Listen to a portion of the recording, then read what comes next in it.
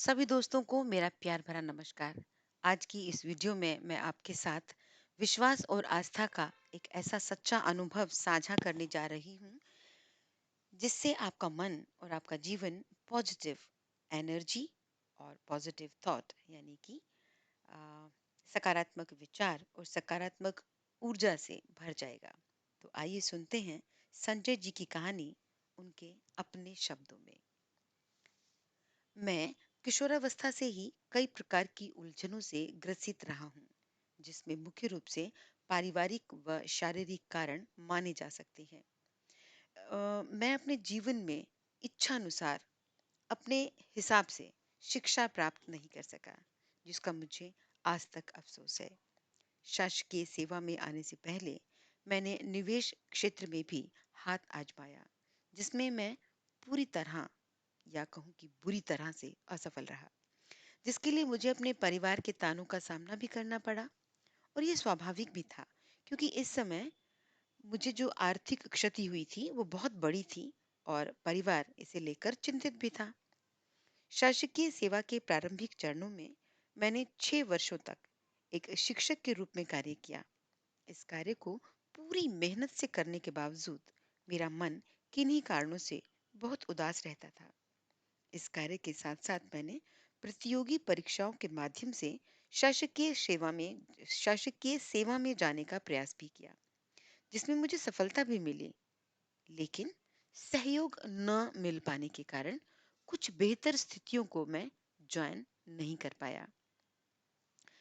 अ, इस प्रतियोगी परीक्षाएं देने के क्रम में यूपीएससी की सिविल सेवा परीक्षा देना भी मैंने आरंभ किया। मैंने वर्ष 2012 तक अपने चारों प्रयास पूरे कर लिए थे, लेकिन मैं साक्षात्कार से आगे नहीं बढ़ पाया। छत्तीसगढ़ राज्य परीक्षा 2011 का परिणाम दिसंबर 2013 में घोषित हुआ, जिसमें मुझे 10वां स्थान भी प्राप्त हुआ। इस सफलता के साथ मुझे उप जिलाध्यक्ष का पद आवंटित किया जाना था, लेकिन कुछ तकनीकी कारणों से मुझे नायब तहसीलदार का पद ही दिया गया। मैं इस स्थिति को स्वीकार नहीं कर सकता था और इसकी वजह से मुझे बहुत मानसिक त्रास का सामना करना पड़ रहा था। इस घटना ने मुझे झकझोर कर रख दिया। मैंने एक बार फिर अपने भाग्य को कोसा और ये कहकर कोसा कि इतने पास आकर भी मैं अपनी मंजिल से इतना दूर हूँ।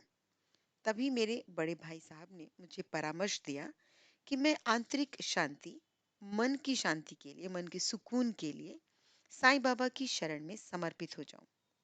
2014 के जून माह में मैंने पहली बार शिरडी धाम का भ्रमण किया और बाबा की सेवा में अपनी उपस्थिति दर्ज की।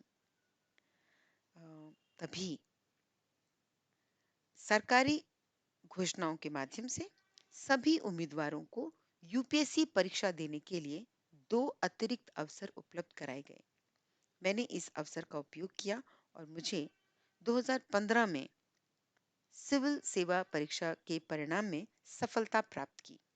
मैं इसे बाबा का आशीर्वाद और कृपा दोनों ही मानता हूँ। 2014 से वर्तमान तक मैं शिरडी धाम जाकर प्रत्येक वर्ष अपने आप को बाबा की शरण में सौंप पाता हूँ। कोविड महामारी के दौरान वर्ष 2020 व 2021 में ये संभव नहीं हो पाया था। शिरडी के साईं बाबा की शरण में जाने से मेरे जीवन में नई आशाएं जगी और मेरे मन में पहली बार ऐसी उम्मीद जागी कि मेरे साथ भी कुछ बेहतर हो सकता है, कुछ अच्छा हो सकता है। पिछले 10 वर्षों में मेरा जीवन प्राय शांत रहा है। इन वर्षों में मैंने अपने जीवन में कई मुकामों को प्राप्त भी किया है, जिसके विषय में मैं 2013 तक सपने में भी नहीं सोच सकता था। दिल्ली में एसडीएम राजस्व के रूप में कार्य करते हुए मुझे अत्यधिक संतुष्टि, आत्मसंतुष्टि प्राप्त हुई है। ऐसे कई कार्य जो समाज के शारीरिक रूप से सामान्य व्यक्तियों को कष्टप्रद जान पड़ते हैं, यथा चुनाव कार्य, आपदा प्रबंधन कार्य आदि को मैंने बहुत संतोषजनक ढंग से संपादित किया। इस पद पर कार्य करते हुए मैंने जन सामान्य को ज्यादा से ज्यादा गुणवत्तापूर्ण सेवा प्रदान करने का लक्ष्य हमेशा सामने रखा। उनकी समस्याओं को ध्यानपूर्वक सुना, समझा और उनका निराकरण करने का हर संभव प्रयास किया। इन सब के फलस्वरूप प्रशासनिक हलकों में मेरी एक विशिष्ट पहचान बनी, ऐसा मुझे प्रतीत होता है। हो सकता है कि ये मेरी भ्रांति हो, लेकिन मैं ये कह सकता हूँ कि शिरडी के साईं बाबा के शरणागत होकर मैंने अपने जीवन के पिछले 10 वर्षों को बड़ी आत्मसंतुष्टि के साथ जिया है। जब भी मैं प्रतिवर्ष शिरडी धाम जाता हूँ, तो मैं बाबा की समाधि को छूकर उनके प्रति अपने कृतज्ञता के भाव उन्हें समर्पित करता हूँ और सदैव उनका कृपा पात्र होने की उम्मीद भी करता हूँ। मुझे अ, करता हूँ। यहाँ मैं ये भी बताना चाहता हूँ कि एक नेत्र विकलांग होने के बावजूद सन 2016 से अभी तक मैं दिल्ली में अकेले रहकर अपना कार्य कर रहा हूँ, अपना जीवन यापन कर रहा हूँ। ये स्थिति इससे पूर्व के वर्षों में मेरे लिए सोच पाना भी संभव नहीं था, और सिर्फ मेरे लिए ही नहीं, बल्कि मेरे परिवार के सदस्यों के लिए भी।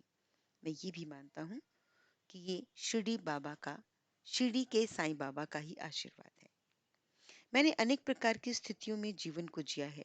वर्तमान में मैं साईं बाबा की कृपा से एक पवित्र मन और आत्मा वाला इंसान बनने के मार्ग पर अग्रसर हूँ।